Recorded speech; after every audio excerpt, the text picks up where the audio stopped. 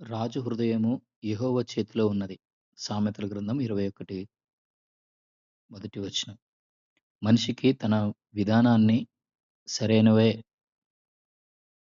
మనిషికి తన విధానాలన్నీ సరైనవే అనిపిస్తాయి. యెహోవా హృదయాలను తులనాత్మకంగా పరిశీలిస్తాడు. చూద్దాం. క్రాస్ రిఫరెన్స్ చూద్దాం ఇది.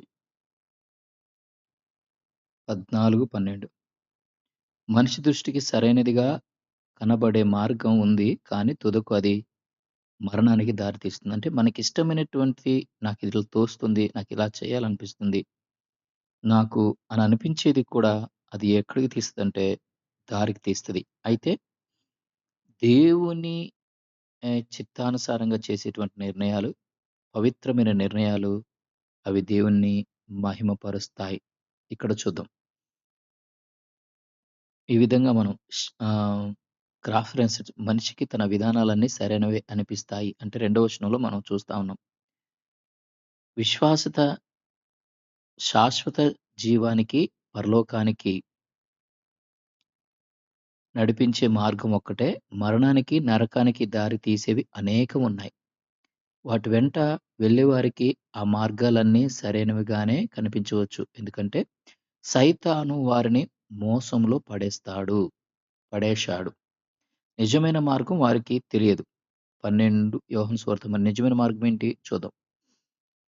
అందుచేత యేసు వారితో ఇలా అన్నాడు.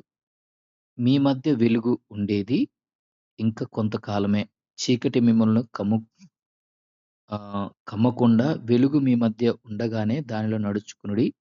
చీకటిలో నడుస్తున్న వానికి తాను ఎక్కడికి వెళ్తూ ఉన్నాడో తనకు తెలియదు.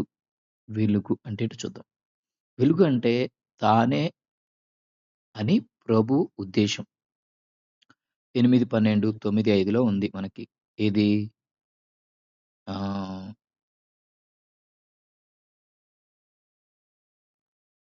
యోహాను సువార్త, యోహాను సువార్తలో 8, 12లో, యోహాను సువార్త 9, 5లో. అంతటా చాలామంది ప్రజల విచారకరమైన పరిస్థితి ఇక్కడ కనిపిస్తుంది. వారు ఎక్కడికి వెళ్తున్నారో వారికి తెలియదు. ఇట్స్ మోస్ట్ డిఫికల్ట్ థింగ్ కదా! చాలామంది అలాగున్నారు.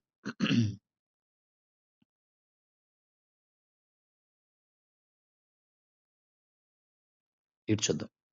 యేసుప్రభు మళ్ళీ అంటున్నాడు. తరువాత యేసు మళ్ళీ వారితో ఇలా అన్నాడు. నేను లోకానికి వెలుగును. నన్ను అనుసరిస్తూ ఉన్నవారు చీకట్లో నడవరు కానీ వారికి జీవకాంతి ఉంటుంది. యేసుప్రభు వారిక్కడ చక్కగా మనకి తెలియజేస్తున్నాడు. మనిషి సొంత నిర్ణయాలు చేసి ఎళ్ళేటువంటి వాడు ఆధ్యాత్మికమైనటువంటి ఇప్పుడు చాలా మార్గాలు మనకి తెలుస్తా ఉన్నాయి. చూస్తా ఉన్నాం. కానీ యేసు ప్రభువారు చెప్పేటువంటి మార్గం నిత్య మార్గం, నిత్య జీవానికి సంబంధించినటువంటి వెలుగును డిస్క్రైబ్ చేద్దాం. వెలుగు దేవుడు ఈ లోకమంతటికి ఇచ్చిన వెలుగు యేసు ప్రభు. ఈ భూమికి సూర్యగోళం ఎలాగో మానవాళికి యేసు అలా. ఆయన జీవితం, పరిచర్య, ఆయన వాక్కులు, దేవుని గురించి, మనిషి పాప విముక్తి గురించి దేవుడు ఏం చేశాడో, ఏం చేస్తాడో, మనిషి ఏం చేయాలో దాని గురించి సత్యాన్ని వెల్లడి చేస్తున్నాయి. ఈ వెలుగు వాటికి వాస్తవం కాని వాటికి, సత్యానికి, అసత్యానికి ఉన్న తేడాను స్పష్టం చేస్తున్నది. అది పరలోకానికి మార్గం చూపుతుంది. అయితే క్రీస్తును అనుసరించే వారికే ఈ వెలుగు పనికి వస్తుంది. అనుసరించడ అనుసరించడమంటే నమ్మిక ఉంచి విధేయత చూపడం అన్నమాట. మనం ఆయన నుండి వెనక్కు తగ్గితే జీవితంలోనూ అతి ప్రాముఖ్యమైన విషయాల గురించి తెలియక చీకట్లోనూ, అజ్ఞానములోనూ ఉండిపోతాం. యేసును అనుసరించే వారు ఇప్పుడు వెలుగులో ఉన్నారు. వేరే పరిస్థితుల్లో చూడలేని అనేక సత్యాలను వారు చూ చూడగలుగుతారు. తాము ఎక్కడికి వెళ్తున్నది వారికి తెలీదు. అవిశ్వాసులు ఇప్పుడు చీకట్లో ఉన్నారు. అందువల్ల వారు చేయగలిగినదల్లా వెలుగును నిరాకరించి ఆత్మ సంబంధమైన విషయాల గురించి ఊహాగానాలు చేయడమే. వారు శాశ్వత అంధకారంలోకి వెళ్ళిపోతారు. జీవకాంతి ఇక్కడ రిఫరెన్స్ ఉన్నాయి. మత్తయి సువార్త, రెండవ పేతురు, యూదాలు.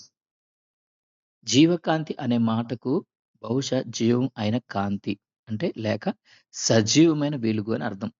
లేదా జీవాన్నిచ్చే కాంతి, లేదా జీవము నుండి ప్రసవించే కాంతి, లేక పై అర్థాలన్నీ కూడా కావచ్చు. ఇక్కడ అతి ప్రాముఖ్యమైన ప్రశ్న ఉంది.